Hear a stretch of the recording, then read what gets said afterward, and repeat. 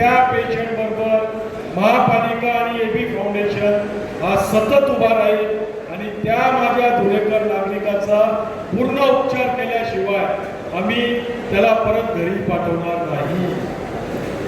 तर अशा प्रकारे विविध भागांमध्ये आपण असे कॅम्प घेत आहोत आणि आज देवेंद्र भाऊंचा 22 तारखेला वाढदिवस आहे, परंतु त्यांच्या सेवा पखवाडा आपण साजरा करत आहोत। त्यांच्या वाढदिवसानिमित्त विविध कार्यक्रमांचे आपण आयोजन करणार आहोत, कारण की एक लोकनेता ज्यांना जनतेची सेवा कशी करावी आणि आमच्या सारख्या लोकांनी जनतेची सेवा कशी करू याच्यासाठी कायम ते अभिजीत असतात।